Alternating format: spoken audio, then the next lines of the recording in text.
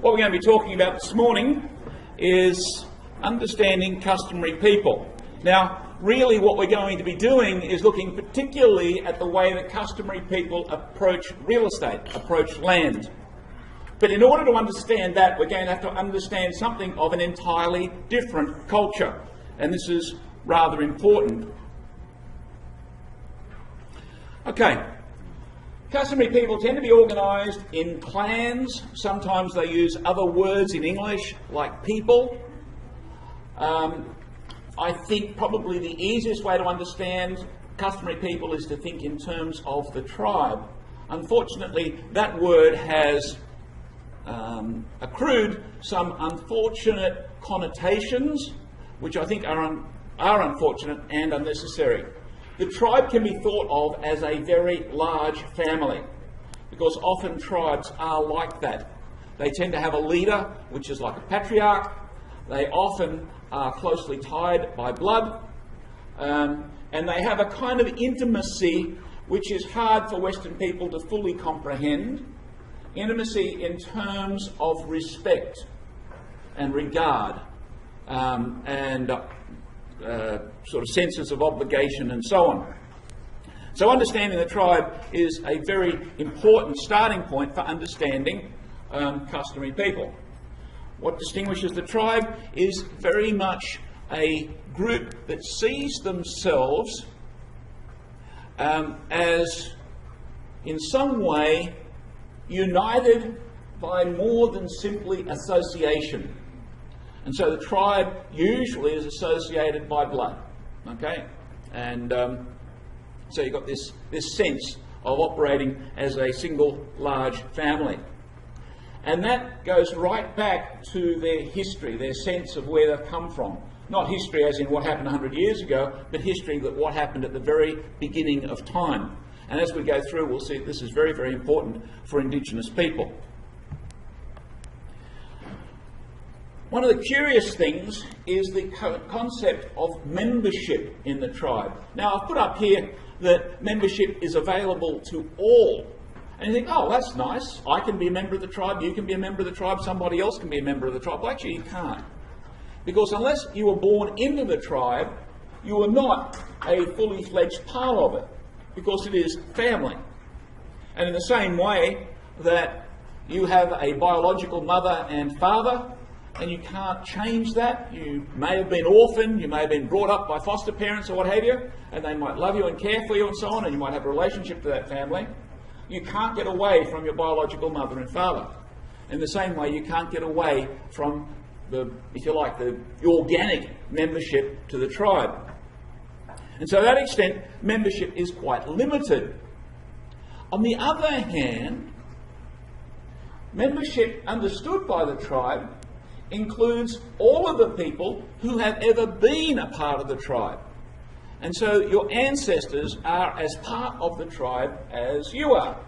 We see this not just in indigenous people, but we also see it in many other cultures as well. One example that stands out is the great respect for ancestors that you find in the Chinese culture, to the extent of it being raised almost to a religion in itself, worship of ancestors and so on. And I think that's a very fine and noble thing. It reflects the way that ancestors are important, in a way that largely ancestors are not important in the modern Western culture. We don't really have very much connection to our ancestors. I was pretty impressed when I was probably about your age, and my grandmother discovered that the small family, my family, went back to the First Fleet, and that was kind of really exciting. We didn't know sort of where our ancestors came from. All this story I told you about Tom Small last week, it was all a bit of a recent discovery from me. It wasn't something that we told our children from, when they were toddlers about, all that sort of stuff. Western people aren't really that interested in ancestors. We might do a bit of a genealogical search as a kind of trendy thing to do from time to time, but we don't really live it. By comparison, I have a friend who's a Maori, a New Zealand chap, and he was telling me how he learnt his family history back to about, I think, 61, 62 generations back. And he says, actually, we know our story further back than that, but we're just not quite sure how historically accurate it is. It sort of tends to get lost in sort of myth and, you know, amazing things. But 60 or so generations, the Maoris teach their children, and their children teach their children, and so on. There's this presence with their ancestors, which is quite palpable. And if you don't understand that, you'll never get very far understanding Indigenous people. That's just one of the things which is really important. There are actually applications of that in Western thinking that at some point through our time together we might talk about. So ancestors are a part of the tribe. The current living people, obviously. You know, if I hop in my Land Cruiser and sort of go west, and I bump into some Indigenous people, you know, relaxing under a tree somewhere, I might see 60 or 70 of them, and that might be the heebie-jeebie tribe, and I might get to know them, and, you know, we might have some really good time together, and I think, oh, I've met the heebie-jeebie tribe. Actually, I haven't. The reason is that I've only met the current living people. Yeah? And they might be fine, wonderful people. I might sort of really enjoy their company and so on. But have I met the heebie-jeebie tribe? No, I've only met a tiny, tiny fraction of them, because I haven't met their ancestors. They know their ancestors. So from a Western perspective, you see, I only know what I can see and touch. That's the limitation of Western thinking. If the ancestors are important, also the future generations are important. And in fact, the future generations are just as important to Indigenous people as the present living people and the past people. There's the importance of them is really, really important. When we get to looking at the way that property is done, we're going to see that the rest of the tribe, you know, the 99.99% of the tribe which don't happen to be currently living, actually participate in all of their culture, and especially in the way that they administer their land. Right? Because they're going to be thinking, what would great-grandfather do when they think about maybe selling mining rights to some uranium company? Or what impact is this going to have on my grandchildren's grandchildren? Or my grandchildren's grandchildren's grandchildren? Because this doesn't stop. Yeah? How far into the future? How long's the future? Right? And so it puts a different aspect into the way that they think about many things in their culture, and we're in particular interested in the way that they think about their land. And the really radical idea is that they all have equal rights. Now, one of the curious things in our culture is that because we don't do that, we don't really care about our ancestors, we don't really care about our grandchildren's grandchildren, often we make decisions which could offend or possibly cause harm to especially these people in the future. What do we call concern for our grandchildren's grandchildren in the West? Say. Big voice. Yeah, inheritance. Something else. What's the political movement that represents our grandchildren's grandchildren? Come on, guys. Probably most of you vote for them. Yeah. You may not vote for them, but you know. The Greens, absolutely. What is the dynamic behind our environmental consciousness? It's so that we don't mess up the planet for our, you know, next generation, right? We've kind of discovered this kind of by accident. Yep. Yes, you said it better than me. Intergenerational equity is the term that we're currently using because, you know, in the last generation or so, we've discovered that ripping off future generations is not a good idea. And so saving the planet so that, you know, your grandchildren will be able to, you know, have somewhere to breathe is considered to be a good thing. If we think in terms of intergenerational equity, we might even look at that in terms of real estate and property. We might even think about it in terms of stuff like HEX debt, which I think is an extraordinarily important issue of intergenerational equity, because I believe that when I retire, which is probably going to be, you know, should have been last week, but I'm going to be living off your hard work, your taxes, right? And your input to the community. Now, if I'm going to live off you guys for the next, I don't know how long I'm going to be before I sort of fall off the perch, I probably should contribute to it.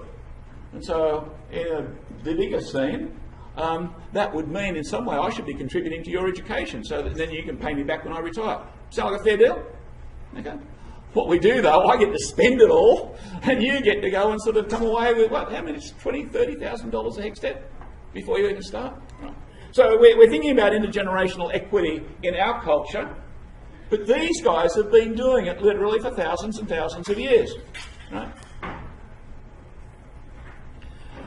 So this idea of equal rights is important. Okay, so the tribe is really important. I would say that the tribe gives Indigenous people their understanding of what it is to be human.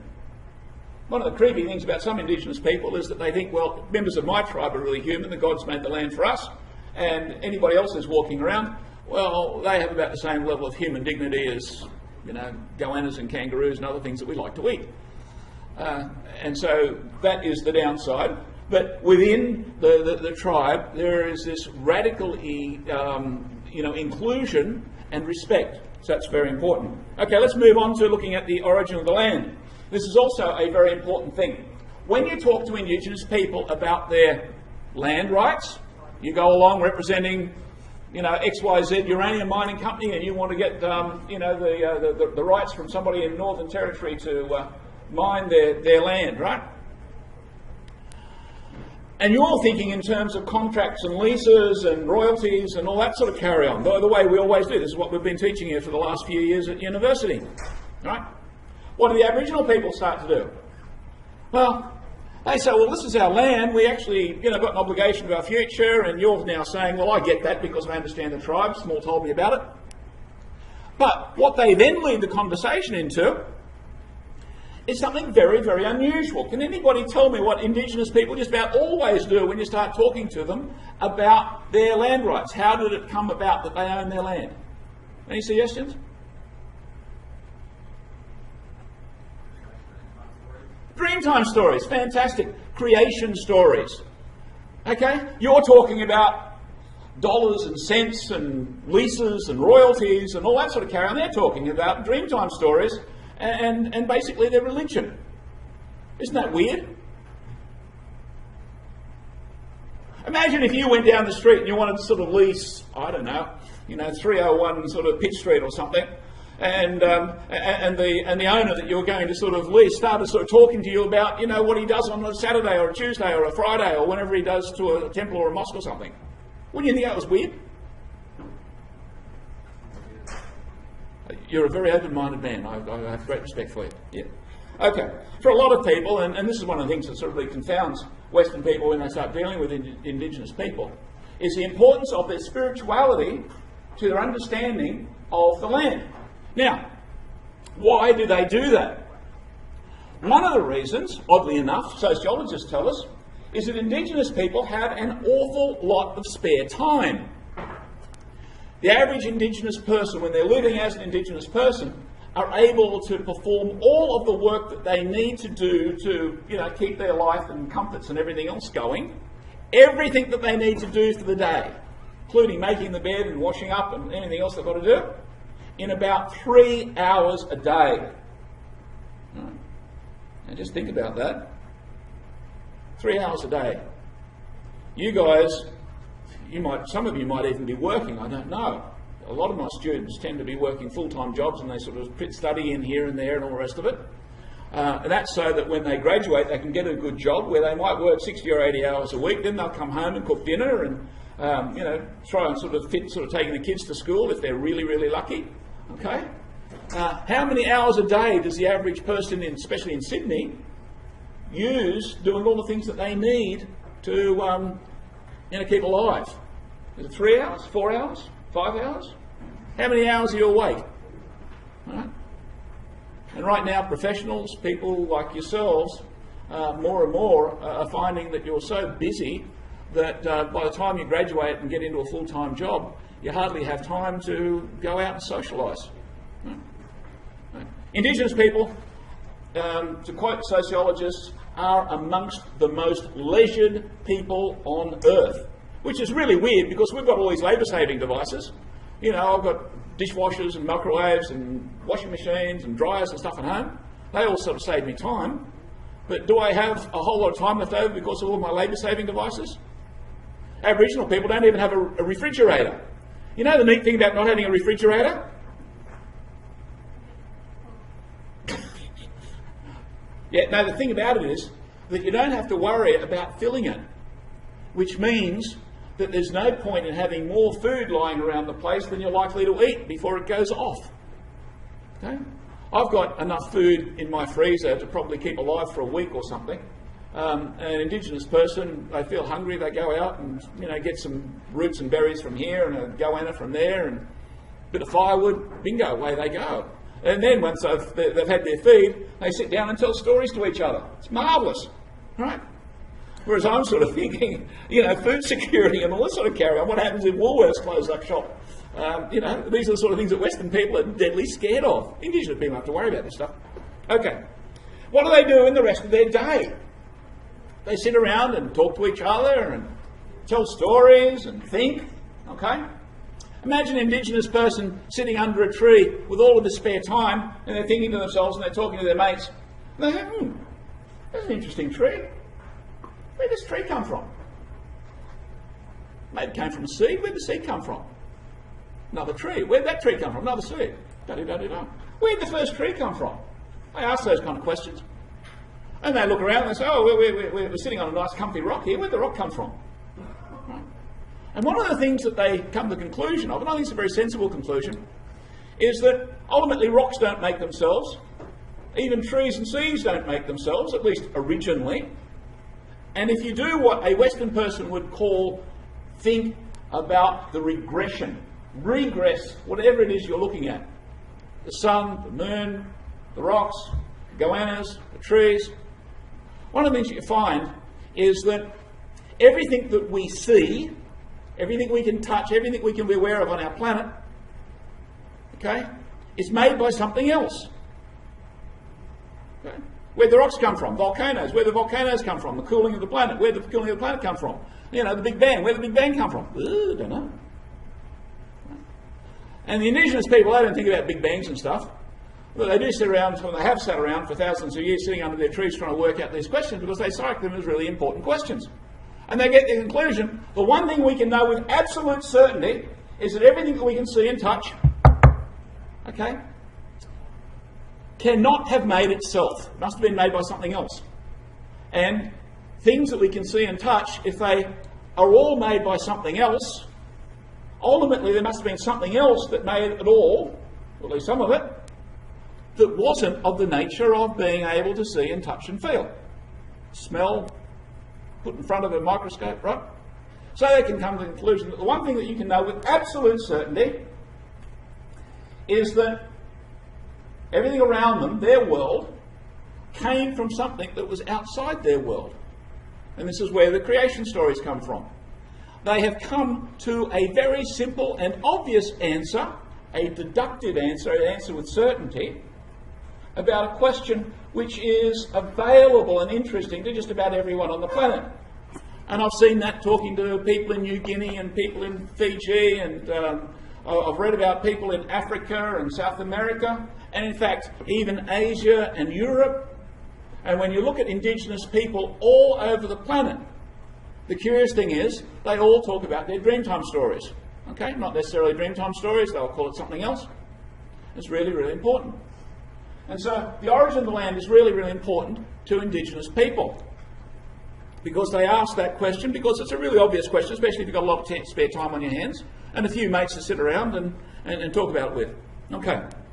The conclusion is that they come to is it must have been made by some immaterial force, something which is not material, intangible if you like.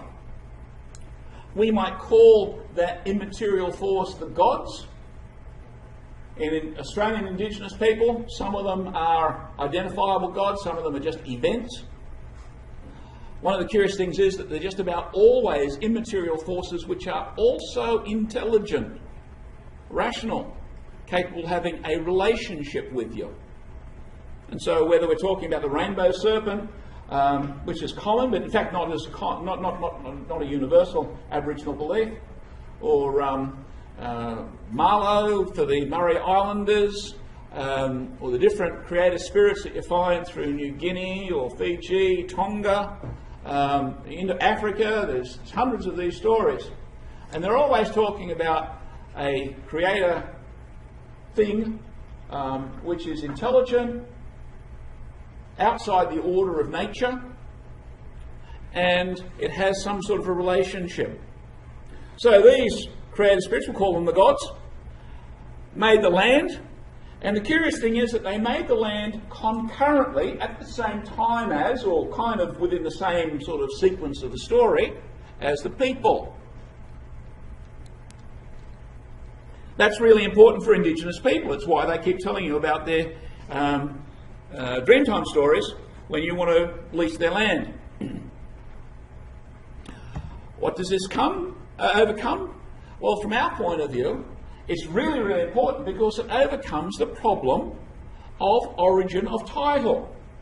In our first class, remember, I was talking about the way that in our world, our freehold title or leasehold title, if you're down in the ACT or Northern Territory or somewhere, all comes from the government, and the government gets their title because Captain Cook had more efficient sort of weapons than the locals when he planted his stick on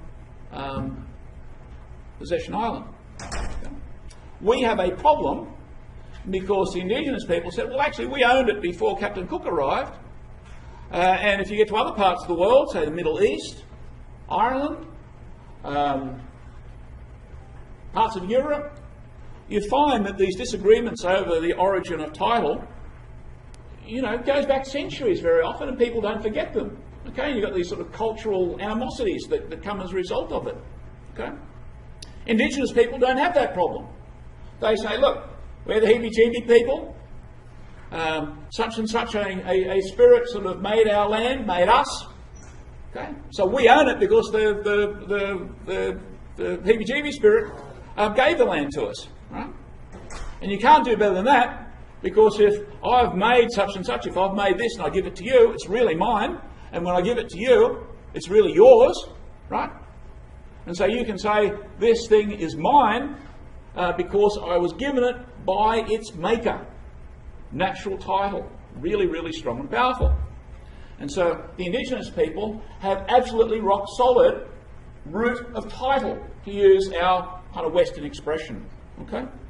Now, I may not necessarily believe in the creation stories of the heebie-jeebie tribe, or anyone else for that matter, but one way or another, if I acknowledge their culture and I work within the logic of their culture, I cannot escape the conclusion they own their land far better than I do, far better than I ever will.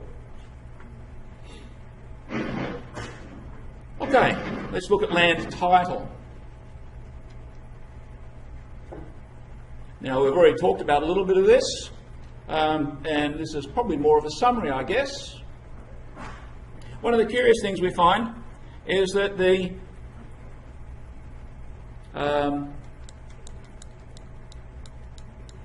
indigenous people would say that the rainbow serpent or Marlow the octopus or whatever it is made the land. That creator spirit gave the land to the people as the natural owner, and therefore they've come in possession of it. But the curious thing is that in just about all cases, certainly all cases that I am aware of, this event came with conditions. Okay? And this is the other thing you find when you talk to indigenous people about their land rights. They say, look, the land is ours, been given to us by Marlow the octopus, but we can't give it to you. That's a bit weird. I've made this. Let's imagine I've made this. I've given it to you. It's absolutely yours. Can you give it away to somebody else? Well, you probably should, shouldn't you? Right? The only problem is that indigenous people, just about universally, are of the opinion that when the creative spirits gave them the land, they didn't give it with open free title. Okay? They gave it to them with conditions. And so the next thing you find after indigenous people have finished talking to you about their Dreamtime stories, they'll tell you about the way that the gods, or whatever the creative spirits were, how those entities gave the people their laws and customs, including their laws and customs with respect to land. Right? So there is conditions placed on the land. It's not the sort of way that we would normally think of property rights that come pretty much unconditionally. We're beginning to see that in the West. We've probably always had it in the West, but when I was your age, property, like land property, didn't have many conditions. Now it's getting more and more conditions. I have some friends who live east of Canberra out in the bush, and one of the conditions on their ownership is that the only things they can plant on their land are local native plants, not Australian native plants, but native plants which are local to that bit of country. And they're saying, well, we've got the grass here, but if we do anything apart from leave the grass there and the sheep, we've got to basically put the land back, with its local native land. That's a tremendous limitation, right? Because they'd really like to do a bit of orcharding and stuff, right? They can't do it, right? What that means is that these are major conditions, okay?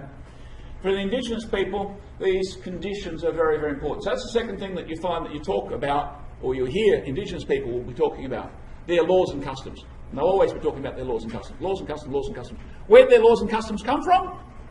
They were always given to them as a package by the creating spirit, by the creating event. Okay? So look, we didn't make these laws up. We can't change. It's not a democracy in the tribe. We've simply inherited these things, and these things govern who we are because the spirits made us.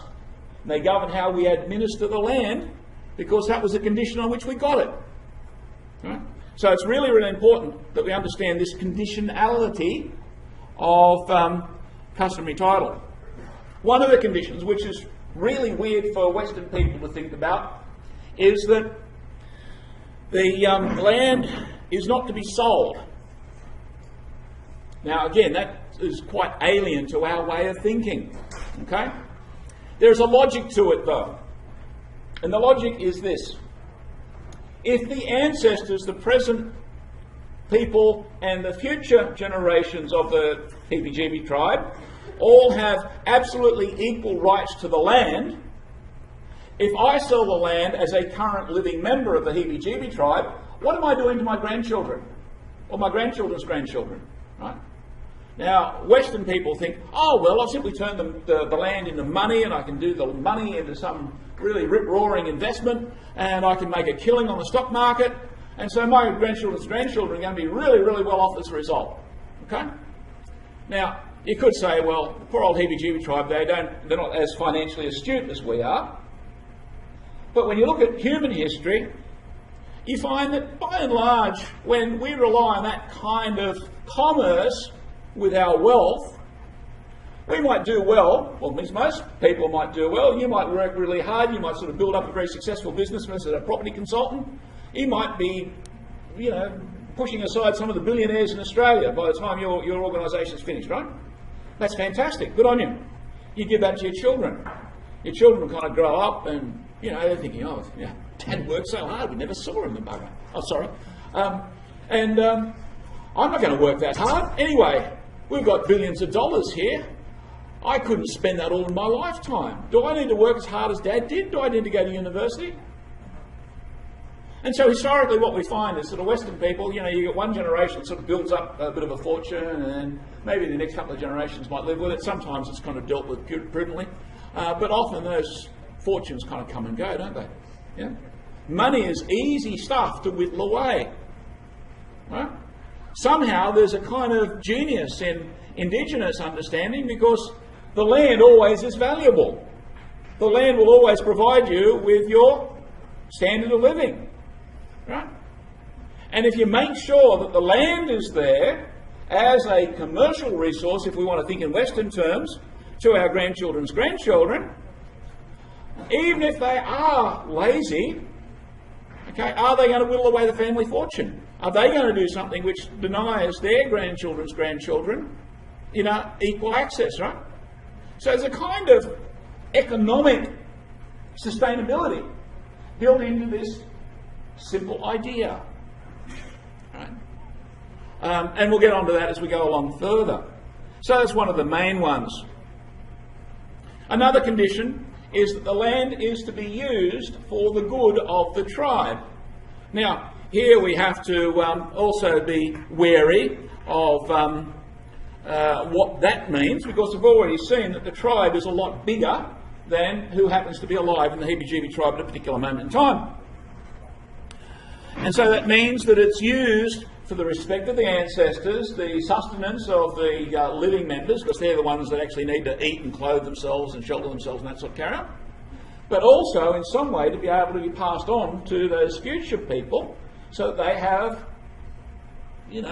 similar opportunities. We've already seen the way that it does belong to the whole tribe equally.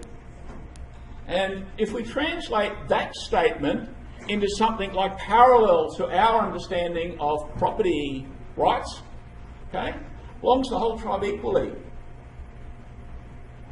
Tenants in common? Something like that? Okay. It means that if you were to go and sell it, let's imagine that the heebie-jeebie tribe said, yes, we're going to sell our land, right? Who has to sign off on the contract? Think about it. You got everyone, okay? And who's everyone for the heebie-jeebie tribe? The ancestors and the unborn. Can you get them to sign off? Mighty difficult, isn't it? Okay? So even just the simple logic of belonging to everybody already contains a curious and very powerful element of how the land is to be administered. Right? Certainly puts a limit that most Western people find very difficult to understand. And one way or another, land property for indigenous people is one tiny part, an important part, a significant part, but a tiny part of that whole package of laws and customs. Okay? And so the indigenous people recognise that, I have the land because I'm a member of the heebie-jeebie tribe, and I'm a member of the heebie-jeebie tribe, which means I have certain obligations to my tribe. Okay, I eat in a particular way, I dress in a particular way, I have particular marriage ceremonies and particular ceremonies for births and deaths and everything else which is important. So my land ownership is tied up with my broader spectrum of customs, traditions and laws. It is really a comprehensive ethic. Okay, I think in the first class we may have defined what a moral was and an ethic. Did we do that? I'll just do it briefly. A moral is a principle for appropriate relations between intelligent people. Okay? So if I'm sort of talking about a moral obligation between me and you, it means that I'm going to impose upon myself a limitation in the way I behave because I have an obligation to act appropriately with respect to you, because you're, it's different if you were a rock. Okay, I could treat you in a different way. Right? But that's what a moral is. A principle for appropriate relations between intelligent persons. An ethic is no more than a set of moral principles. Okay, so we talk about professional ethics for real estate people. What we're doing is talking about that set of principles for appropriate relations between me as an educated property economist and my client who knows nothing about property, and I can tell them true things and false things, but my professional ethics says that I don't pull their leg. Okay? So the ethics for the indigenous people come out of their creation stories, and they're also connected with their land property. So you see there's this kind of connection which runs right through the whole of the indigenous people's culture, their laws, their customs, their property, their personal relations, right, their families and so on. Okay? All connected. Part of the package. Amazing how many variations there are, But when you drill down and look sort of deeply at them, you find they all have these common elements. Okay. I'm just going to come back to a graphic which I put up on the first week of class. In that graphic, I didn't fill in all of the layers. At that stage, I think we were talking about property economics. And we said property economics is based on property title, is based on the laws and government of our country or our community, and then there are a series of question marks. Okay? By looking at indigenous people, we can come back to that graphic and actually build it from the bottom up. Indigenous people, I want to talk to them about my property rights and about doing commerce in land. What do indigenous people do? They start talking to me about their gods, about their creation stories, about their dreamtime stories, about rainbow serpents, right? On top of that, they say, well, the gods made us who we are. We cannot be ourselves if our land is taken away from us, because it violates the very nexus of what makes us what we are. So there's an idea that the gods made the people, the gods made the land, the gods set out the culture, right? And the laws. That's why when you talk to the Heebie-Jeebie tribe or any other indigenous people anywhere on the planet, you'll find that we're talking up in these top three layers, but they're really seeing them as impossible to resolve without understanding the lower ones. This graphic sort of applies to any culture, by the way. Okay, customary, title, and custom. Okay, I think we've already dealt with a few of these. Let's just go over what their implications are. Property is contingent on tribal spirituality. Okay, we're happy with that. The curious thing is that if you go along to the Heebie-Jeebie tribe and you offer them something really fabulously attractive, okay, they've got no idea of what $1 million looks like, but you offer them $10 million, okay, because you want to do your uranium mine or whatever it is you want to do. Boys and girls? Hello?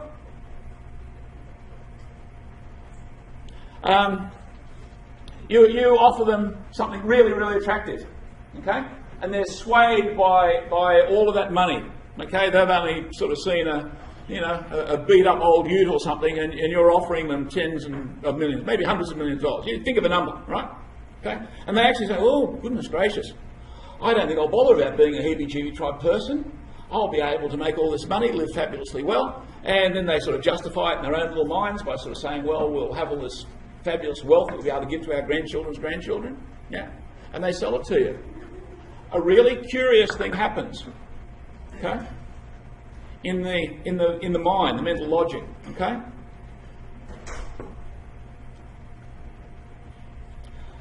If they sell the land, what have they done? In terms of it, what's that? Yeah, they've violated their culture. Okay? They have committed the worst offence imaginable. They think of themselves as only existing through, the grace of the gods. Okay? And the gods said, look, we're going to let you exist, we're going to let you live comfortably, we're going to give you this land, so long as you do X, Y, Z. And they've said, yeah, that's fine, we don't mind having land, but we're not going to do X, Y, Z. Right? Where does that leave them in terms of their self-respect, their right to life? Yeah, basically giving it away. Right? And so Heebie-Jeebie tribe, if they accept my $100 million for the mining lease, to the extent that they're still alive to their culture, they will be aware that they've sold out. They've sold their very souls. Do you think they're going to be proud of that? No. One of the things you'll find interesting, if you look at resolutions to native title claims in Australia, and we'll be talking about this a little bit later, just about all of them are done privately. Very hard for a valuer. I have a good friend who was a valuer working in this area for a long time, and one of the things he found really strange and frustrating was that there were no comparables. Because whenever you did get the Aboriginal people selling out, didn't tell anyone about it, right? because it was the most humiliating thing imaginable for them to do. They could only do it after they'd sort of turned their brains into white men's brains enough to be able to contemplate it, right? Basically walk away from the spirituality. Okay, and that is one of the, I won't say weird things, but the curiosities, one of the paradoxes in working in indigenous property matters. Okay, the curious thing is, without the tribal spirituality, you know, let's just imagine this, right? The heebie-jeebie tribe, you say, okay, then you give me the $100 million, we'll be happy. Don't tell anyone. You know, it'll be a private treaty, private sale, right? Done in camera and all that sort of stuff. Put their hand out, $100 million lands on their hand, right? What happens at the instant the money actually lands on their hand? They've sold out their tribe. Do they have title to the land when they accept money for it? No. So in a sense, they're accepting money under false pretenses, for stolen goods almost, right? Because the very logic of why they've got their property rights, which they've fought for the last couple of hundred years since, you know, Captain Cook arrived and all that stuff, the very logic of why they yesterday had this very, very firm, solid, defensible property title has actually evaporated as they accept money for it. Extraordinarily humiliating, but also this kind of strange legal paradox. Okay.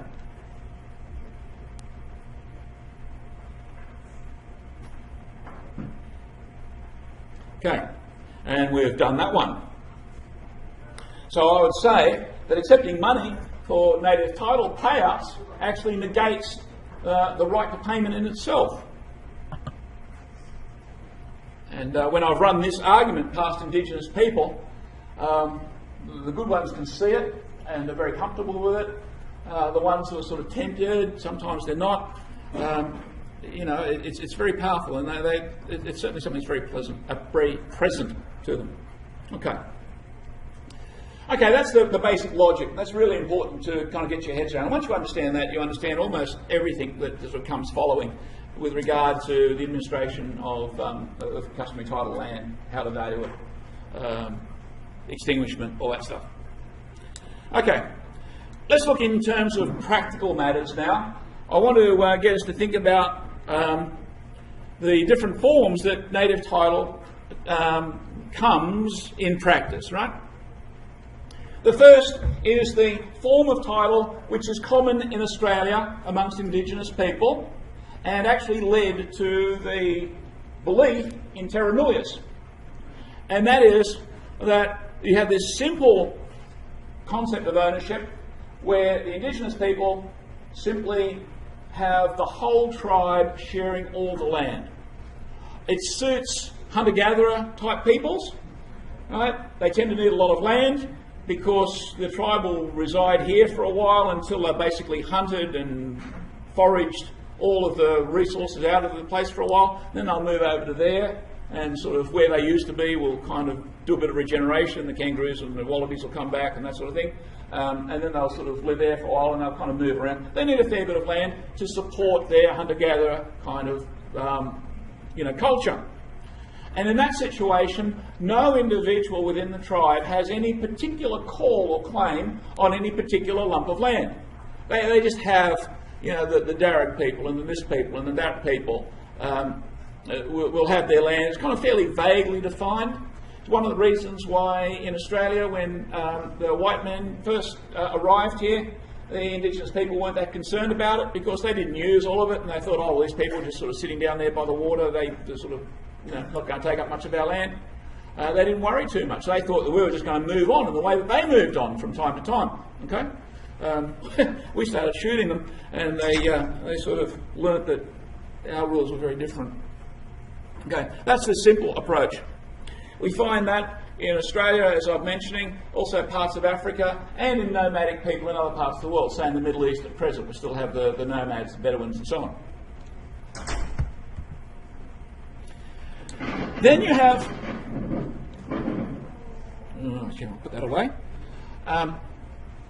Then we have the second, more elaborate form, which is what I'm going to refer to as a family or a life tenure. It suits more agricultural people. So you find it, say, especially in the highlands of New Guinea. That's fairly close to Australia. The Maori do a fair bit of this. The Murray Islands is an extremely important example of this, family or life tenure. This is where the tribe allocates to individuals particular plots of land, defined in some way, sometimes defined very precisely. When Eddie Mabo was proving to the High Court of Australia that there was a stable form of land tenure on the Murray Islands, he took the judges of our Supreme Court actually around and he showed them marker stones. You know, and this is the border of my country, my land, right? Because it had the equivalent of a survey mark. It wasn't measured in bearings and distances the way that we would do it, and it didn't have like little white pegs and stuff. But these marker stones, everybody knew that was, you know, the northeast corner of Eddie Mabo's land. This is the southeast corner, and so on. Okay. Now, this family life tenure is kind of curious. You say, okay, then Eddie Mabo could look at land and he could say, "This is mine." Now, when he used that word "mine," he meant something different to when I use it for my property. Okay. When I use it, I'm thinking specifically in terms of my exclusive ownership for a particular block of land that I'm then able to sell or bequeath or somehow kind of grant to other people. Freddie,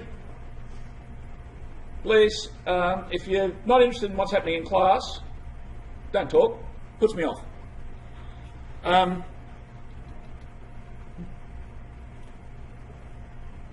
Bequeathing, yeah. Okay.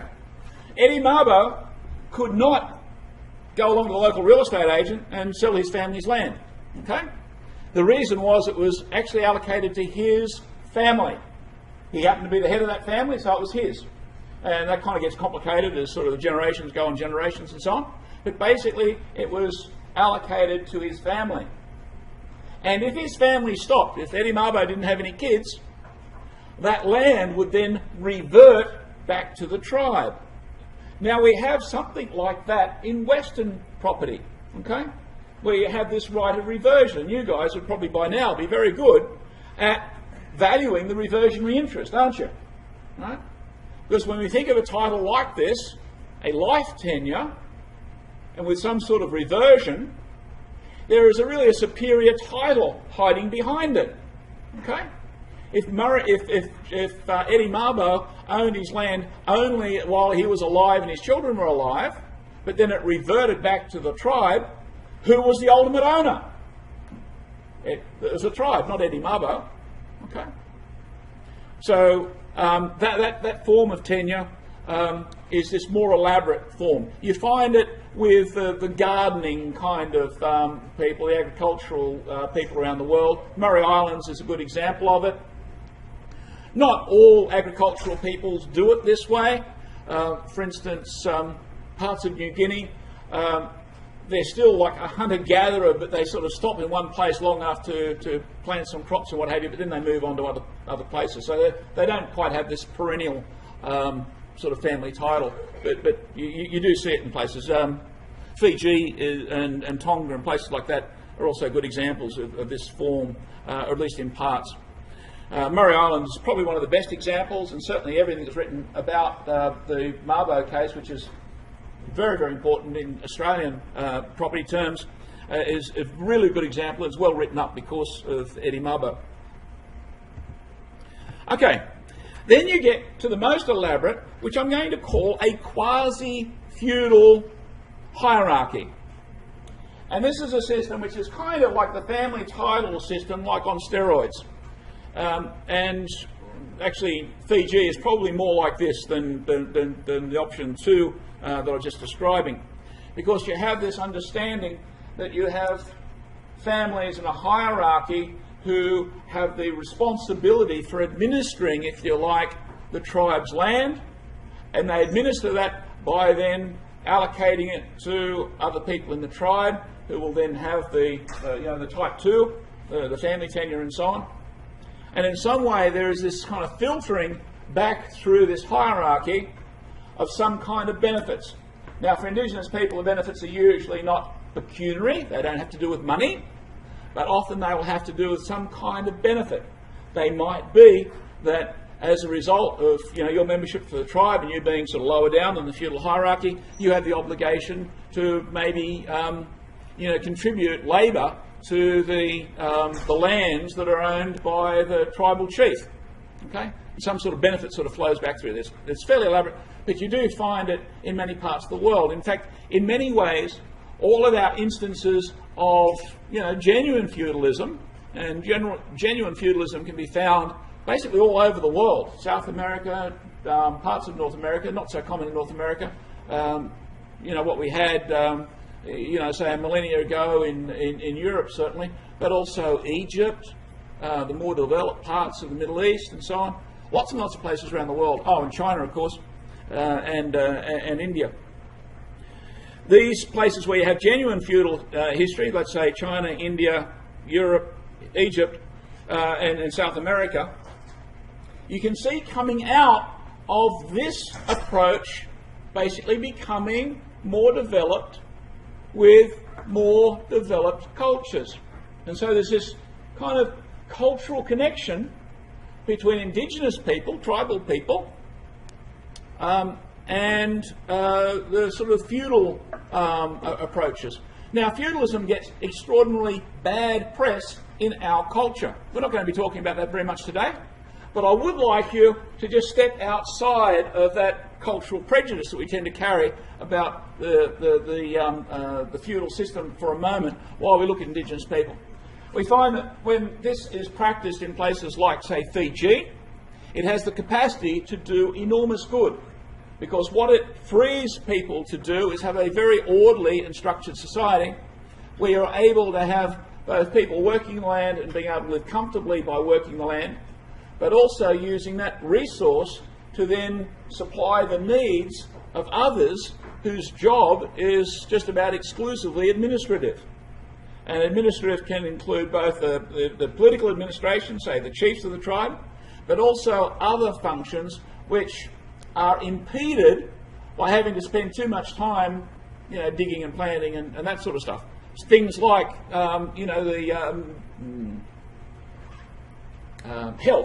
healthcare. Okay, if you want to have somebody who's really up on sort of the herb law and all of the other things to do with medicine and keeping the tribe healthy, knowing what plants to eat and which ones not, and which ones are going to fix a sore toe and whatnot. Okay? That person needs to be given extra leisure, extra time to study, in the same way that you guys are given extra time to study here. Right? If we were living in a different part of history, in a different part of the world, you guys may not have that luxury. Okay? You'd be sort of too busy just out there, fishing or hunting or tending the crops or whatever you're going to be doing to keep alive, right? In order to become educated, you've got to have a certain amount of spare time, right?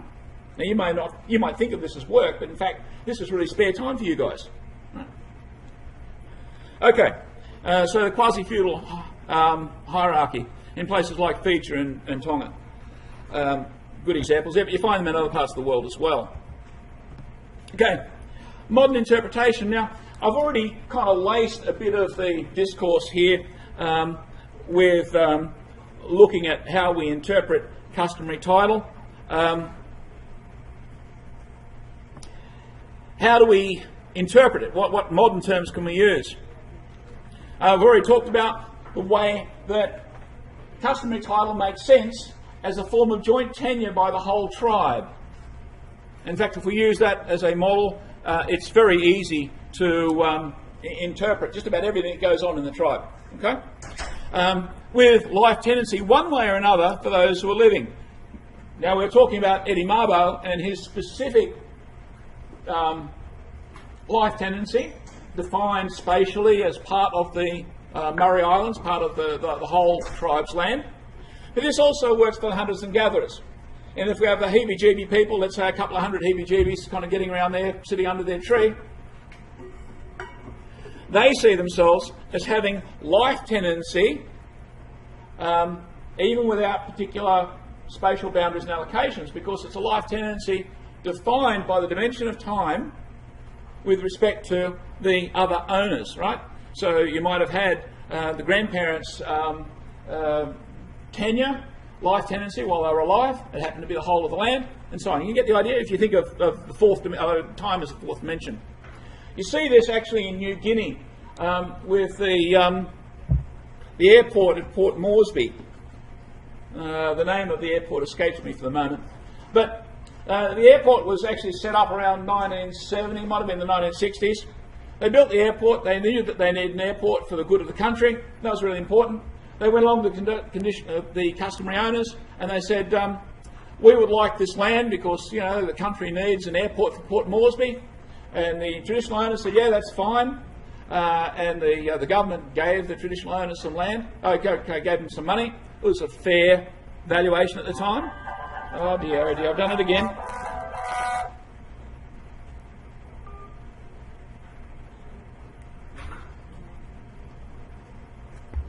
Sorry about that. Jackson Airport in Port Moresby. And that all worked very well. That happened in about 1970. Right? Curiously, I was in Port Moresby in 2007, and the traditional owners up there were saying, you've got to pay us for our land. And the government was saying, well, hang on, we did that. We paid market value to your parents. And the traditional owners are saying, yeah, you did, and you're going to pay us. At the time, this is 2007, I haven't sort of kept track of how they've resolved this question, but the indigenous owners were just very comfortable. They just couldn't understand why they didn't get paid too. Right? And you can interpret it in terms of a life tenancy. Right? What the traditional owners of the land under Jackson Airport were thinking was that, well, when the government sort of paid, you know, the dad and granddad all that money, yeah, that was for when they were about. It's still our land, right? It's almost like you're only ever selling a leasehold tenure, right, with a limited term. Life tenancy for those in the living. Okay. Oh, by the way, when you use your fancy DCF stuff to analyse the value of leasehold and stuff, you know, in advanced val or whatever the subject is you're doing these days, have a close look at the way that when you have a reasonably long-term lease, what percentage of the total freehold capital value actually is represented by a long lease. Okay? When you've got sort of high rates operating, you'll find that it's in excess of 90% of the freehold value is actually what's sort of paid in the lease payments, right? And often it's sort of more like 95%. Now, if you just think about that from the traditional owners of Jackson Airport, what they would be saying is, well, we only really sold you a 30-year leasehold tenure. We've got a 10% error in our valuation because you might have gave us 100% of the value. We were actually only expecting, you know, the leasehold value, which is 90-95% or what have you, right? And so, in a sense, equity would say that the next long lease kind of comes in. It's a little bit of a complicated argument, but it's sort of basically the logic sort of comes out of this stuff. Joint tenure and so on, and all of that stuff basically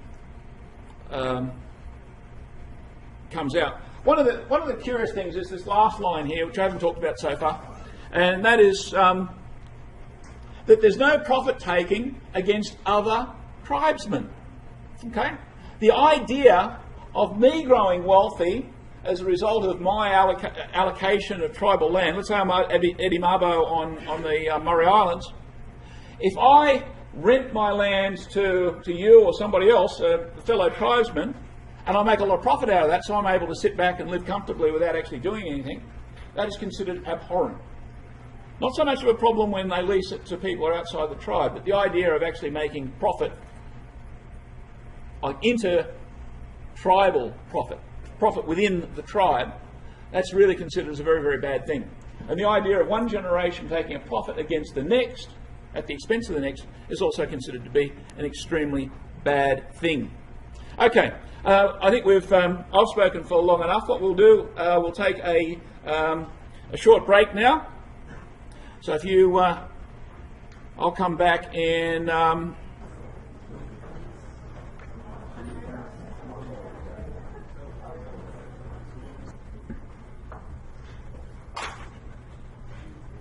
bear with me while I get my recording thing going again. Come on, go. Okay, that's what we're going. Okay, we've seen that customary title can be interpreted in terms of the sort of words that we use, the concepts we use in modern Western property, especially when we're thinking in terms of things like joint tenure for the ultimate ownership, and then just about everything else in terms of leasehold interests, life interests, reversion back to the real owner, which is the whole tribe, that kind of stuff. And you will find that as you think through these different options and so on, it just about all comes down to those people who you can talk to who say, this is my land. They're actually saying it in the same way that a tenant will say, this is my house, even though they've only got a lease for another 6 months. Right? Let's go back to my place, okay, and I'm leasing down at, I don't know, Glebe or somewhere, right? Is it really my house? No, but I have an interest in it because I am a tenant. I've got a leasehold interest, right? And we'll see that this makes sense of all of our indigenous stuff, right down to the Western commercial use of indigenous land. So if Eddie Mabo wanted to let me build a house and have it as a holiday house or something on the Murray Islands, he could lease it to me. Okay, I would pay him a rent, and that may be sort of terminating, or you know, it might be for 30 years, and then he gets the house or what's left of it. Okay, which is exactly the same as what we do in the West with our leases. Okay? And so there's this kind of shared, almost natural understanding, so long as you've got the key. And the key is that the ultimate ownership of the land is the tribe. We know what the tribe is. And those people you can actually talk to and get to sign some legal document related to their land rights is only able to sell you a leasehold interest. Makes it really easy to understand. But you've got to have the key.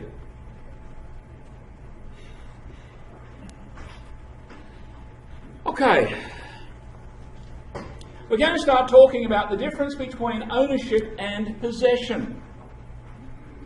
Modern title, the title I have in my house out in the northwest of Sydney, is possession, which is supported by the state, the force of the state. If someone comes along and trespasses on my land, or tries to steal it in some ways, they might go to prison, they might have to pay a fine, they might have to do all sorts of stuff. Why? Not because I do something to them, it's because the government will come along and say, hang on, you know, you're trespassing, you're squatting on Small's property, something like that. Right? But do I really own the land? Is it really connected to me in this natural way? Well, it's hard to say that it is naturally connected to me in the same way that, according to, in like the customary people's logic, their land is connected to them. Modern title is really only a convention. It's an arbitrary set of rules. Could be a different set of rules. Does change into a different set of rules. It's simply a convention which allocates possession, and possession of the benefits accruing to ownership of land. Customary title, by contrast, is intimately connected, naturally connected with the origin of the world. Now, I may not believe the Dreamtime stories of the indigenous people, but if I'm going to respect them as people, which is what, according to Australian law, is now the appropriate way of relating to indigenous people, customary people, then I have to say, well, okay, I may not believe it, but I have to respect it as a basis for the convention that we're going to use when we're dealing with your land, right? Because the convention that you're using, different convention to mine. My convention is simply based on the torrent system and a few other rules enacted by my government. Your convention is a basis of your creation myths. I don't believe them. But if you've got one convention, I've got another convention, right? And I'm going to respect your convention, then understanding the basis of where that convention comes from makes it an awful lot easier for me to understand it. Okay? So it's intimately connected with their myths, their stories about the origin of the world, and after that it becomes a convention, if you like. But within the logic of customary title, it's more than a convention. It has to do with what I'll call natural title, natural ownership. An indigenous person, a customary tribal person's connection to their land is as intimate and as strong as your property rights in your finger, or your leg, or your ears, or your nose. All right? Because it was made as part of you. Right? The indigenous person, the land and the people were made as part of the same event. Right? Just like your nose was made as part of you. Yeah? And taking it off would make you less than a whole person. Okay? Especially if we're talking about your head or something. Right? So you've got this kind of intimate connection. I would say it's natural. And this idea of natural property is a little bit alien to our cultural thinking. I want us to take us out of any particular culture. I'm not saying you have to become an indigenous person to understand this. I am saying it's intelligible because we can use ideas and thinking to understand it with certainty. Okay? And it has to do with this notion of natural. Natural means it's a part of the nature of things. Not simply it's got to do with rocks and trees and communing with bugs and stuff. Nature in the sense of the way things are made. Okay, what is the nature of X, Y, Z? Yep. And so when we're talking about natural property, we're talking about the very fundamentals, the being, the isness of things actually gives indigenous people their property rights. Now, when I'm talking about the isness of things, I'm talking about the way things are, their nature, their essence. I'm using words belonging to a particular science which is a little bit unfamiliar in universities these days. It's called metaphysics. Metaphysics is the first science. When Aristotle coined that word many years ago, he coined it, or it was coined, as the study that you do before you study physics. That's what meta means. Okay? And so Aristotle wrote a book on the physics, and then he wrote a book before that which had to do with the more fundamental things. And so the things you must know before you do physics, right? Or the things you must do before you do chemistry, or the things you must know before you do anything else. Right? Metaphysics is the study of what is fit to be. It's an important definition. Metaphysics is the study of what is fit to be, what can exist, and the way things exist. That's what metaphysics is all about. That's what the study is all about. Now, if we apply this metaphysical perspective to customary title, we see that it's metaphysically strong, right? Because the nature, the essence, the way that the world exists for an indigenous person is that it was, put together, it was placed as a result of the action of these, beings that were beyond nature. And it was connected to the people because the people were also built, right? So the very nature of what it is to be human, right, is defined by these created spirits, the rainbow serpent or Marlowe the octopus or whatever it is, right? And those creating spirits made things naturally connected in the same way that your fingers and toes are part of your body. Yeah. Very strong.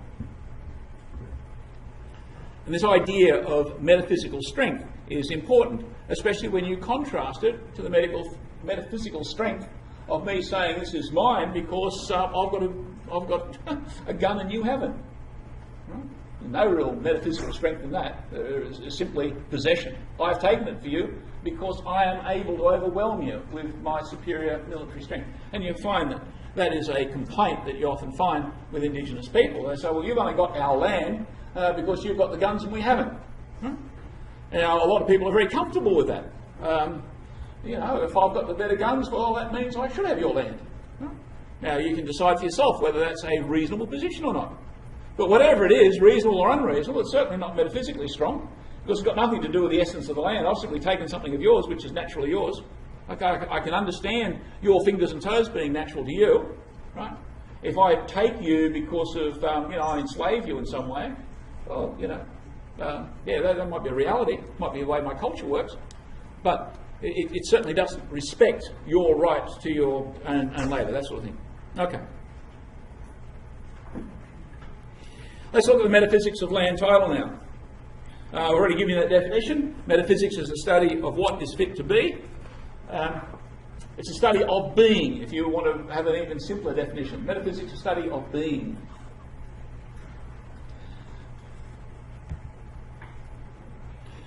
Metaphysics studies things in the most fundamental level, the nature of what they are, how and why things exist. The verb to be is very important, because whenever I use the verb to be, I am usually making, whether I know it or not, a metaphysical statement. Okay? Let's give you some examples. If I say water is wet, I'm telling you something which I can't change, at least under normal circumstances. I go down to like the South Pole or something, well, water's not wet down there, it's very cold and hard. Okay, but under normal circumstances, water's wet, right? Here's water, it's wet, right? Now, do I have any control of that? Is it an opinion of mine? Well, yeah, okay, I might have it as an opinion, but it just happens to be the reality, doesn't it, right? The nature of water is I can't stop water from being wet. Whenever I use that word is, this room is occupied by as many students who aren't sleeping in, I guess. Okay? Now, I've used the word is. This room is occupied. I'm actually making a metaphysical statement. I'm saying something about the circumstance, the situation of nature. Okay? Again, I'm not making I'm not making a statement of opinion. The statement I'm making is actually conforming to something which is real out there. Even if I was dead or blind, or all of us were blind and couldn't see anyone, the fact is there are people in the room. Okay. Science is all about connecting metaphysical statements together.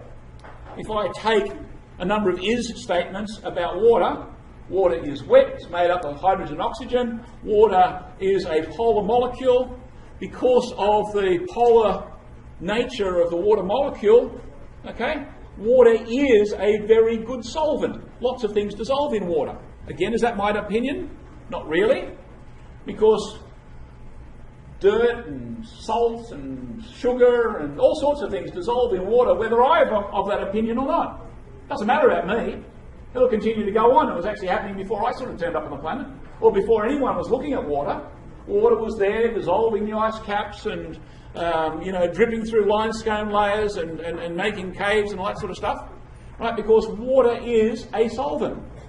Metaphysical statement, okay? Metaphysics can also make statements about things which aren't necessarily physically existing, tangibly existing. I can talk about Santa Claus, okay? Now, Santa Claus, I don't think I hope I don't upset anybody by telling you that I don't think Santa Claus exists in the concrete. Right? However, I can talk about Santa Claus meaningfully, because I can talk about this mental creation that we tell our children about, which has a certain importance for our culture. Right? So I can even have a sort of a form of being which is not concrete. Okay? There are other things that exist which I can't touch. Can anyone give me some examples of things that exist that I can't touch or smell or see or measure using some scientific instrument? Anyway, tell me just some things that we might use. Emotions. Emotion, very good. Okay?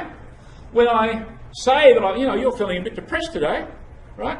Now, or happy. That might be a nicer way of sort of finish the week. Okay? I am working on the observations I make about external signs that I see in my friend here. I actually don't see his happiness or his depression or his whatever, right? Okay, good example. Okay.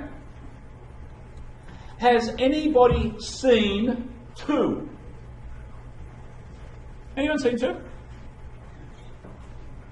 Okay. What have I got here? I've got two fingers. Okay. What are you seeing? Fingers. Where's the two? Does two exist?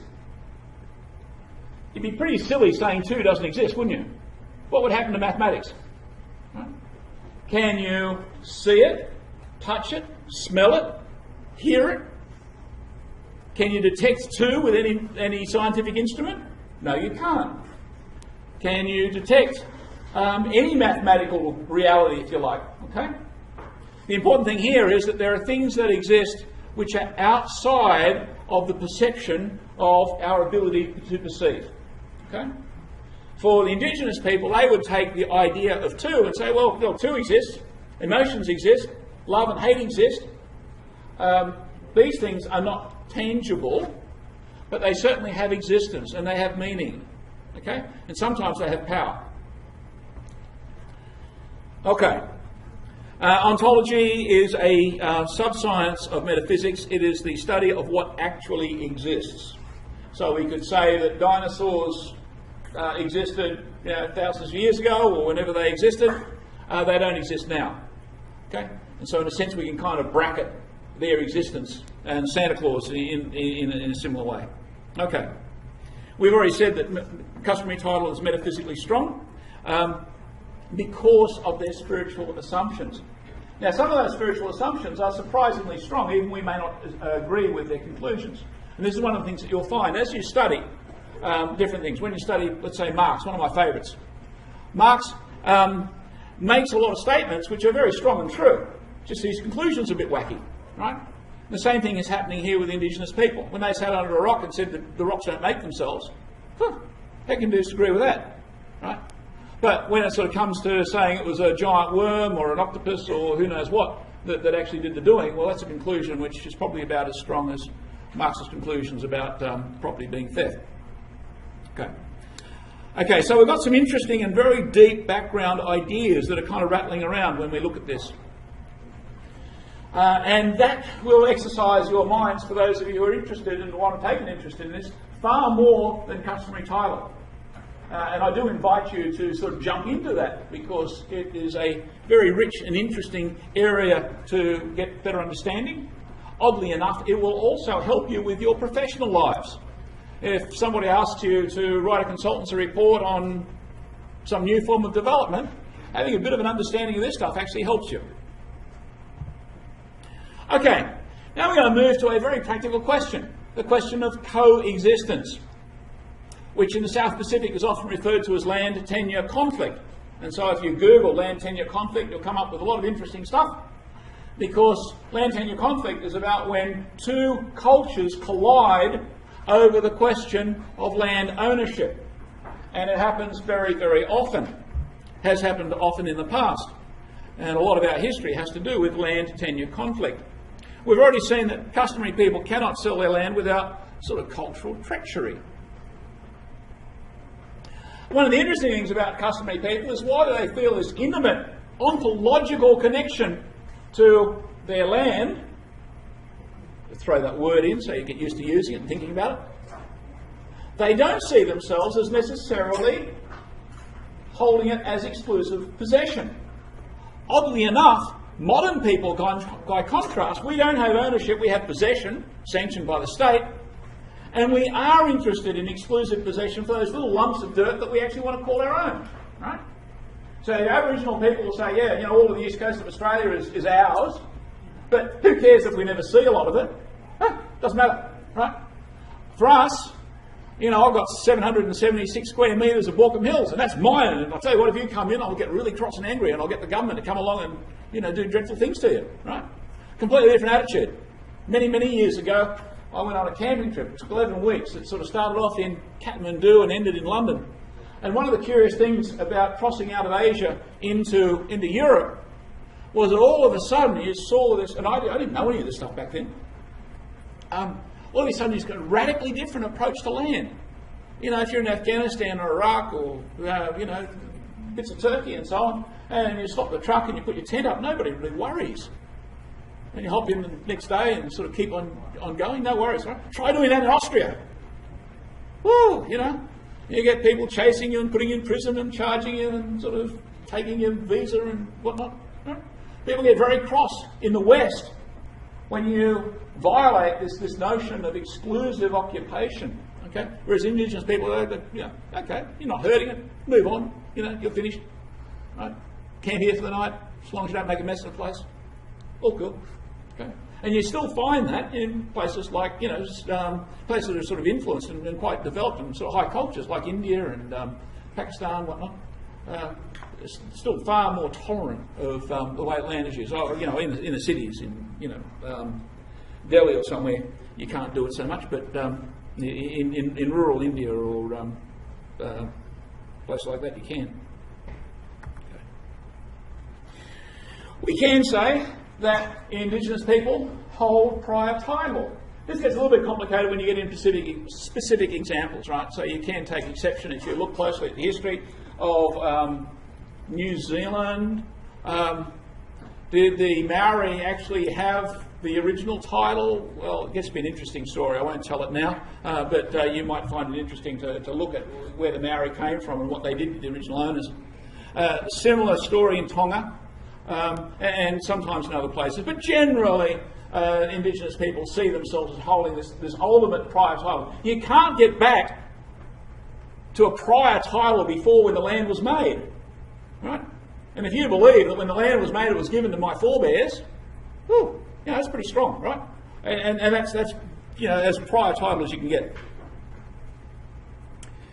The holding prior title means that the indigenous people believe that the living members have a right to material support from the land, usually because of their culture, their traditional habits, whether it's hunting and gathering or some more sedentary approach, but they have some right to that. And so the laws and customs they got from the gods say, yes, you can live comfortably off the land that you've got. It will feed you, clothe you, give you shelter and so on.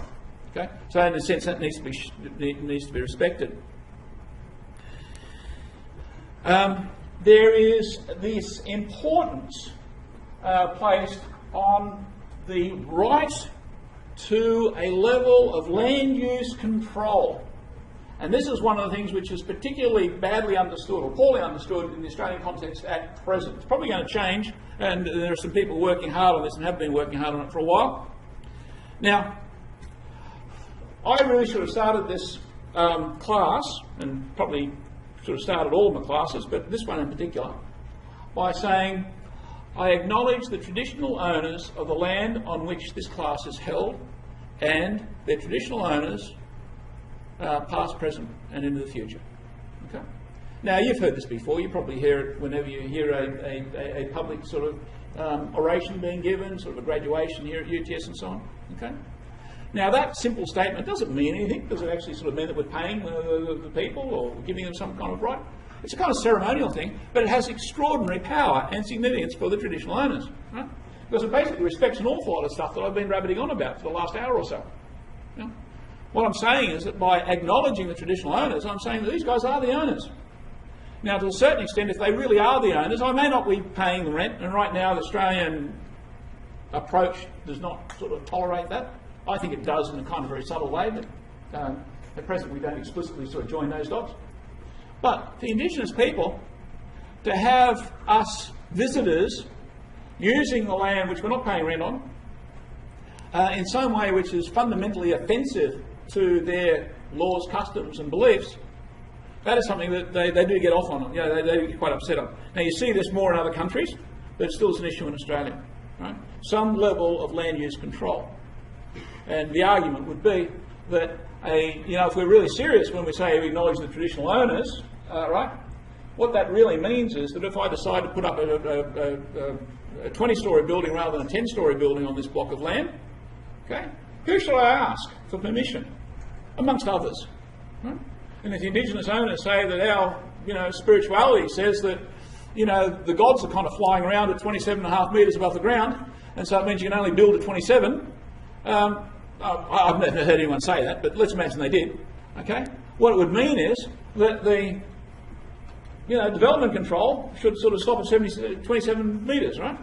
Because the owners of the land, that's what they want, and that's a condition of the lease that we're actually working on. Because we're working implicitly on a lease-like relationship. So some level of land use control. And that's why the indigenous owners, especially in the Northern Territory, get very excited when the miners kind of come in and start to do things which upset them, like, you know, dig up land which has got rock, or, you know, a cave or some painting or something which is really, really important to them. Yes, sir? On the concept of making sure we adhere to the restrictions or the requirements of the land, you're saying we talk to people about, like we as a society, we ask the people who represent these communities exactly what has been passed down. How do we ensure that we're, like, obviously over time people will make intermarry with different cultures. How do we ensure that people in these councils, per se, they don't become so into this more of a Western sort of way of thinking, and they stay to the core sort of understanding of their ancestors want? Yep. Now, I think you ask a very important question. The question is, how do we know that the people we're talking about, the people actually living in the Heebie-Jeebie tribe, might be the traditional owners of where we are right now, and we want to do something, you know, build a mine or something. How do we know that they're actually plugged into their traditions? Okay. Yeah, that's the kind of question it is important for us to think about, and it's the kind of question that our culture certainly tends to be concerned about. Okay.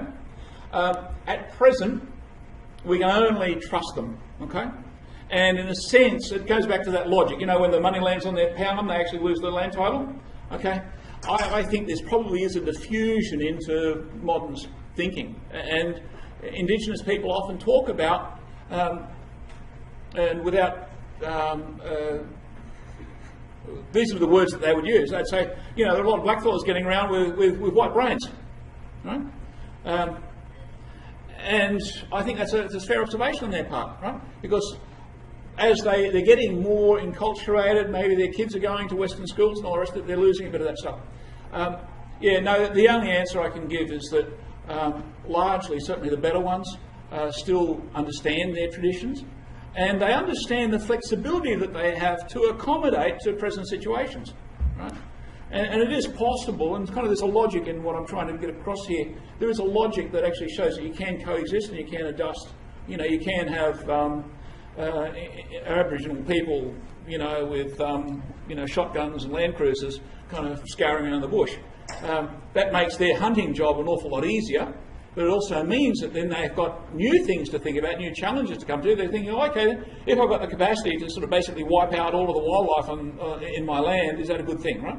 So using the new technologies or new things that they learn can be accommodated within the fundamental principles of their traditions. Okay, I'm not saying they always do it. Another time we talk about the Bathurst Islands is an interesting example of where Indigenous people, because of the westernisation, have ended up with a lot of problems. But there are many other places as well.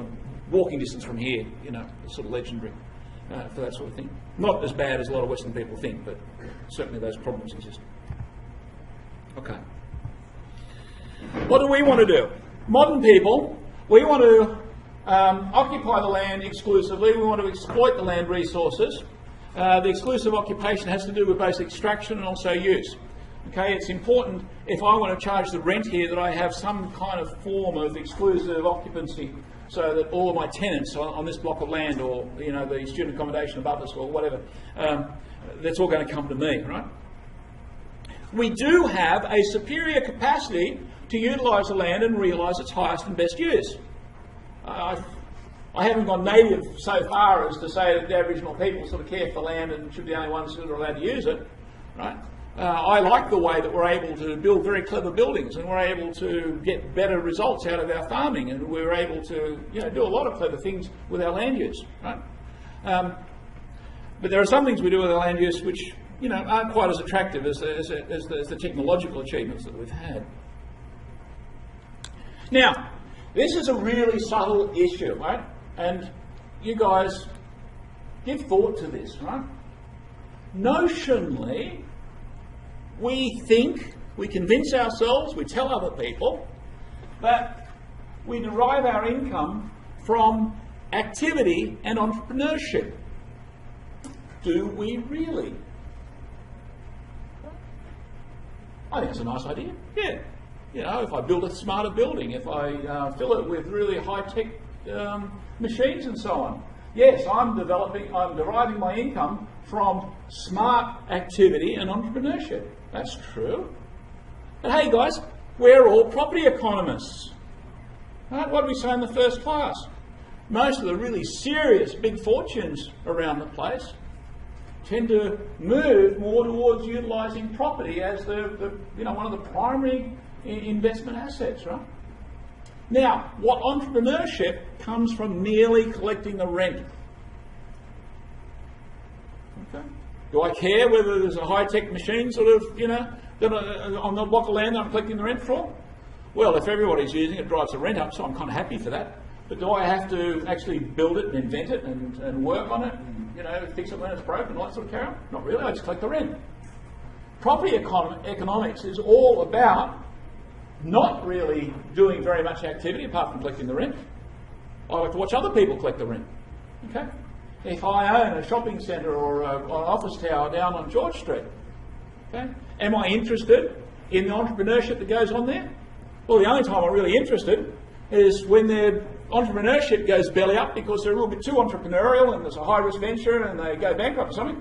And does that worry me? Not really. What worries me is when they stop paying the rent. I really couldn't give a hoot whether they're going well or badly, as long as I can get someone else to follow them after they go belly up. Right? So am I interested in earning my income from activity, like real productive activity and entrepreneurship? Not on your life. And oddly enough, in our part of history, like your part of history, what the Australia that you guys have grown up with, a big part of what we use the land for, where we derive our income from, isn't even the rent we collect. Right? Especially in residential investment. A big part of our income, ultimately, is because of capital gain. Now, how far is that removed from actually using the land? Well, you can kind of trick yourself into saying, yes, it's got to do with the activity and da-da-da-da and all that sort of stuff, but realistically, come down, get serious. Okay, capital gain, it's got to do with somebody else's work and something else mysterious is kind of happening, right? Indigenous people don't think like that. They're thinking in terms of actually using the land, using it sustainably, passing it on to the next people without sort of going, Indigenous people absolutely appalled at the idea of my generation selling my land at a capital gain to your generation. But guess what I'm going to be doing? What's going to be funding most of my superannuation? The block of, when I first bought a house, which is basically the same sort of house as I'm living right now, so I've swapped around a little bit, I think it cost me, actually the first dwelling I bought was a home unit, and it cost me, I think, $30,000. A long time ago, because I'm an old bloke, right? Bit of capital gain, I was able to change that home unit into a full-blown house in a different part of town. Then I got some capital gain on that, and bit of capital gain after that, and I sort of sold that house and I bought the one I'm living in right now. And it's now worth, I wouldn't know what the function is, but it's, I don't know, well over $1 million, whatever it is. Okay, where am I getting that benefit from? When I sell it to you, I'm still going to be selling the same kind of ability, the capacity to run a household. But how many times is $1 million sort of, or $1.5 million, whatever it is, bigger than 30,000, right? I'm selling, my generation sells to your generation at a massive capital gain. Indigenous people would be horrified at that. They would consider me an absolute traitor, okay? For Western people, it's simply good business. And the real sweetener for so much of our land use is actually capital gain, or the development industry. And if we drill down and look closely at what's happening in the development industry, I buy a chicken farm out in the edge of Sydney somewhere, and I turn it into a subdivision. One way or another, I might sort of do a bit of civil works and whatnot, but it's the capital gain through that change of land use which is actually making the money. Right? Indigenous people don't like that idea of using the chicken farm to then sort of exploit the people that sort of need the houses. Coexistence in practice. 11, 12, 13, yep, okay, we're kind of quoting time. Customary people are comfortable with leasing land to modern tenants, and we find this all over the world. Africa, all over Africa, South Pacific, there are instances of it in Australia, not so much because our legislation in Australia isn't really well suited to it at this point, because our legislation is fairly primitive. Operating with a native title act actually makes it extremely difficult for Indigenous people to lease their land to private, non-tribal people. But in, say, Fiji, they've got it institutionalised to the point where they have a government body, which basically is like the clearinghouse for land. And so you can get typically 30-year leases, and you can be anyone. You can be, you and I could go along and lease land in Fiji for 30 years, but only for 30 years, or at least for some amount of time, whether it's 20, whether it's 50, whatever, right? The idea is that the NLTB, Native Title Land Board, NLTB in Fiji, we go along the NLTB and we say we'd like to buy lease this block of land, and the NLTB will sort of give us what the going rate is for leasing that land. That the NLTB then sort of pays the traditional owners, and there's a way of proportioning it because the Fijian customary system is quite elaborate. It's a quasi-feudal system. Okay. The bottom line, though, is that customary people are comfortable with leasing the land to modern tenants. And that happens all over the world. They do not want to sell it, but they will lease it anyway.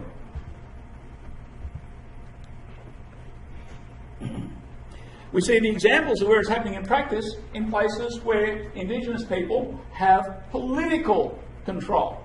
And that's why there's a total difference between what's happening in Fiji, where the Indigenous people basically run the shop. So the Fijians kind of have a very strong in government, and they use, whereas Australia, the Aboriginal people in Australia, I mean, when was the last time you saw an Indigenous person sort of as Prime Minister? Doesn't happen. Okay.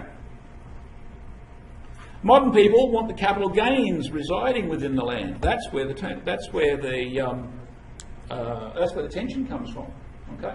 When I go out to operate a farm or a tourist facility or a mine or something using customary title land, I'm not really interested in the rental value of it or using it entrepreneurially. I mean, I might do a bit of that. But really, what I want is to be able to sell it at the end of the time when I'm in it and make a nice fancy capital gain out of it. Right? And you guys, you should know property well enough by now to know how important that is in the Western way of doing things. Okay. Yet we don't say it in public. And okay, I'm recording this and it'll probably end up on YouTube, but it's not something we often admit to. Now, is this because I'm a left winger or a right winger or a whatever winger? It's simply the way things are. It's a metaphysical statement. It's a statement of the way that Western people use land. We use it because we're attracted to capital gain. What is the one thing that Indigenous people aren't fond of seeing sort of in the administration of land? Capital gain. That's one of the main problems. Indigenous people are very happy to lease the land. What that means is that implicitly the capital gain gets back to them. Imagine what would happen, or what would have happened, if the land down Harris Street was still in the possession, the explicit possession of its Indigenous owners, and UTS was simply leasing, building number 6 or whatever this one's called. Right? Over time, the rent going back to the Indigenous owners, I mean, back in, what was it, 1788 or whenever it was, at least the rent mightn't have been very much. Now it's getting a bit more. Okay. The Indigenous people would be sort of comfortable. In some ways, it would have meant that as they move through time, their ability to interact with the West has got some kind of equity to it, right? Because the rent's going ahead in pretty much the same way that the cost of living is going ahead. Okay, you can sort of, when you sort of start to work out the economics of that, you can sort of see that there's like a parity. Okay. Modern people, we want the capital gains, and the only way you can get capital gains reliably is through freehold title. And so it's really important for Western people to get Indigenous people, convince them that what they need to do is convert their customary title land into freehold. And we sort of tell them, and what was being inferred by that question we had a little while ago, we sort of enculturate them into our idea that freehold is better, freehold is better, freehold is better. We actually did that in Hawaii. I think it was around the 1880s, I think. The date just escapes me for the moment, but Hawaii is a really interesting example. The Americans sort of went into Hawaii as sort of traders and visitors and all the rest of it. They didn't actually take over the country initially. What they did do, they went in, they were very friendly to the natives, and they helped them out considerably. In fact, they got to know one of the Hawaiian tribes, and they said, we'll trade with you, we'll give you blankets and beads and all the other things that sort of indigenous people have a reputation for liking. And they also gave them steel axes, which made it really easy to chop down trees and sort of build a house. That's all really lovely. And they gave them sort of, firearms and so on, because it makes it really easy when they go hunting. And that was all good. And that one tribe, after they sort of developed this relationship and had enough firearms, okay, they still didn't have the military technology to equal the visitors. Okay, they went out, and when they sort of visited the tribe next door, and they said, well, we think we're actually more powerful than you. We're going to sort of take over your tribal areas. Okay, one tribe sort of fighting with sticks and stones, the other tribe has got the American-made sort of firearms and gunpowder and whatnot. Guess who won? Eventually, in Hawaii, you ended up with one tribe basically owning or controlling in a kind of quasi-feudal kind of system, and so you end up with a king of Hawaii. Very shortly after, the Americans came back and they said, well, guess what? You can appreciate the development or the benefits of our technology. Isn't that wonderful? And they say, yeah, that's really fantastic. But now we're sort of king of the hill. And they said, well, we're going to sort of teach you some other things now. And they taught them, well, if you really want to go gangbusters, we'll improve your economy. And the first thing you've got to do to get your economy going along is have freehold title. Don't worry about this native title stuff. It worked for thousands of years, but, where'd that get you? All right? Stick with us. Do freehold. And you'll get so sort of, economically successful, you don't know what you're doing. And the Hawaiians said, yeah, that sounds like a good deal. Something like about 92% of the land was converted to freehold. Interesting thing about that was that within 20 years, 20, less than one generation, guess how much of the Hawaiian Islands the Hawaiians owned? 8%. You know why? Because 92% had been turned into freehold, and guess what they'd done? Sort of year by year, every time they wanted a new steel axe, they'd just go and sell a little bit of their land. And within 20 years, the Hawaiians lost their island, and they had been basically, about the equivalent of, imported labour or something on their own island ever since. That's the wonders of freehold. It's extraordinarily powerful. And so that's what happens when customary people accept freehold, or at least that's what happened for Hawaii. I'm not saying it happens everywhere. The fact that it virtually has is just an accident of history, perhaps. But the push for freehold tends to leave customary people in poverty. The example of Hawaii is probably the best example. It's the most pristine. It's the most accurate example because there aren't very many confounding variables. Hawaii and Australia, okay, we talked about that. And well, you considered Australia, but as I say, the examples are a little bit messier. If we look at the Australian experience, okay, I've already sort of talked to you a bit about this. What happened in Australia? Well, Captain Cook came into Australia with orders. They were secret, now they're public because, secret government documents are now released after a period. And so you can read Cook's orders that were secret at the time when he was sailing, just outside their heads up here. And no one else on his boat knew that one of Cook's requirements, his obligations, was to find Australia with nobody in it. And so when Joseph Banks, the botanist, was looking out from the boat as it sailed up past Wollongong, and Botany Bay, and Banks was writing in his journal how he could see the campfires of the indigenous people, and he could see the basically examples of native land use management. The indigenous people used to use fire as part of their land management. Banks was actually recording this in his diary. Cook didn't see any of that. You don't find any of that in his diary. Why? Because he had to find the land empty, the people just kind of wandering around with no real particular connection to it, or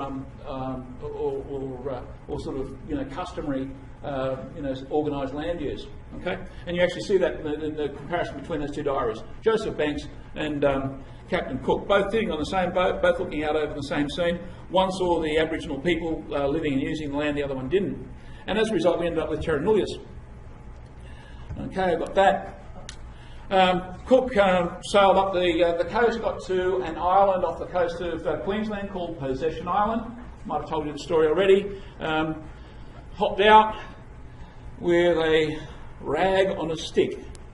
It happened to have red, white and blue on it. He put it in the sand and said, this land, the entire continent, belongs to the King of England. And that's where we get our title system from. If he'd sort of come across, Martians up there and they sort of blew him away with laser guns or something, we wouldn't have Australia to live in today. But all he had was indigenous people that Cook didn't see anyway, and when he did, he kind of ignored them or shot them. Sometimes he talked to them. He wouldn't take them too seriously though. When they watched him do what he did on Possession Island, they just thought it was a peculiar thing that these white fellas did. They didn't realise that he was replacing their entire dream time, their entire customs and laws and traditions. Okay, Mabo came along, and as I've already mentioned this earlier on in the class, it showed that there was a systematic system of land tenure operating that had survived through the period of white occupation. And that was what white government, or white law, needed to see and be convinced of because of the mechanics of the way that our legal system thinks. Our legal system only thinks in terms of what it can see and touch. Right? So seeing a peg in the ground tells you that you've got a land title system. If you simply talk in terms of my land, your land, okay, you can't see it, you can't touch it, therefore an Australian judge won't be influenced by it. Right? Australian judges do not understand what two is, basically, because you can't see it and touch it. Right? And that was tested with the Murray Island question. Now, I would say, and I've already mentioned this in our class, that our understanding in Australia of how to relate, how to integrate between these two cultures is very immature, certainly compared with other countries. But we have the mechanics of it in place. I would say that the Native Title Act, which is pretty much the reference point for dealing with customary title in Australia, is a relatively poorly thought out piece of legislation, worked out for the convenience of the white occupants. Okay? Now that might seem to be a racist statement because it's a little bit racist, sort of saying the white fellas are the bad guys. I hope I haven't broken any laws by saying that. And if I do, I apologise to the traditional white sort of invaders, all that sort of thing. But we're living in a bit of a wild place, like a wild time in history, because we really haven't thought through this intercultural relationship. We have the startings of some respect for people of other cultures and other races, but there are still a lot of wrinkles in it. Okay, and that sort of comes out with the way that we deal with land title in Australia.